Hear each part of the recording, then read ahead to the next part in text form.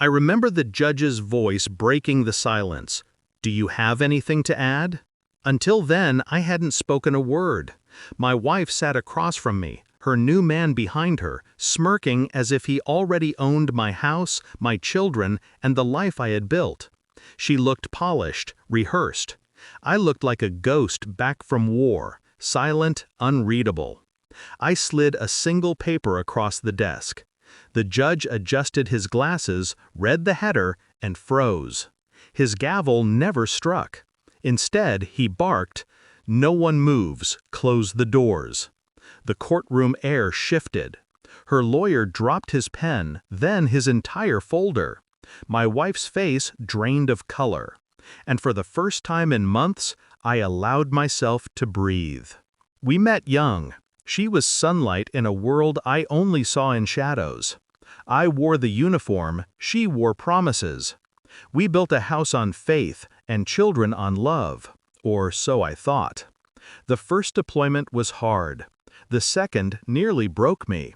But the third, by then I believed she would always wait, always be the anchor to return to. She smiled in letters, sent me videos of our kids laughing. I watched those in tents, in deserts, in silence, believing every frame was truth. But the truth doesn't smile, it cuts. The signs came slowly, a hesitation on calls, excuses why she couldn't bring the kids to the screen, a shadow moving in the background once, too tall to be our son. Then came the final proof, her message sent by mistake. Words not meant for me. I'll tell him when he gets back. He deserves that much. Deserves. That word burned. When I returned, the bed smelled different. My daughter whispered about Mom's friend. My wife no longer kissed me, only brushed past me like I was furniture. Then the papers came. "I've met someone better," she said coldly in the kitchen. She didn't look at me when she said it. She didn't have to. I had already seen it in her eyes months before. She underestimated me. She thought deployment had left me broken, too tired to fight. She thought I would surrender the house, my children, my dignity. But war teaches you patience. It teaches you how to strike only once, when it matters most. I didn't argue, didn't beg. I let her lawyer paint me as absent, unfit, a ghost of a father. They thought my silence meant weakness, but I was building a different case.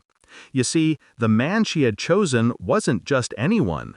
He had a history, a file, one I gained access to through channels she forgot I still had. Military intelligence doesn't erase your clearances overnight. Background checks revealed what she never bothered to ask. Fraud, illegal contracts, a sealed investigation still hot enough to ignite. I collected dates, bank transfers, photos, names. I didn't confront her. I didn't threaten him. I built a dossier so airtight it could sink a fleet. And then, on the morning of the hearing, I tucked it neatly into a folder. Just one page on top, the summary with his name in bold. Back in that courtroom, time slowed. The judge's pupils tightened as he scanned the page. Then he looked at me, not as a soldier, not as a husband, but as a man holding a grenade with the pin already pulled. "Military police," he ordered, "now." Boots thundered down the hall, doors locked. My wife's lawyer stammered, This can't be," before silence swallowed him. The MPs entered, armed, precise. They moved straight to the back row. Her new man tried to stand, but hands forced him down, wrists bound in seconds. The scrape of cuffs echoed like a verdict. My wife gasped, "What's happening?" I finally spoke. "Better. That's what you called him." She shook her head, panic replacing arrogance. "You set me up." "No," I said. "You set yourself up. I just didn't stop you." The judge cleared his throat, regaining formality. "Given these developments, this court will not be proceeding as expected. Custody and property will remain with the petitioner until further notice. Her eyes met mine, wide, pleading. But I felt nothing, just clarity. Walking out of that courtroom, I didn't feel victorious. I felt free. The war in my home had ended before it could consume me. She wanted the house, the kids, the future. Instead, she watched her lover dragged out in chains, her lawyer speechless, her own credibility collapsing. I didn't win by rage. I won by silence, patience, precision, the very tools Deployment had carved into me. At night, when the kids sleep safely under my roof, I sometimes hear echoes of her voice in my head. Promises she made. Promises she broke. But the sound doesn't hurt anymore. I tell myself one truth. Betrayal only works once.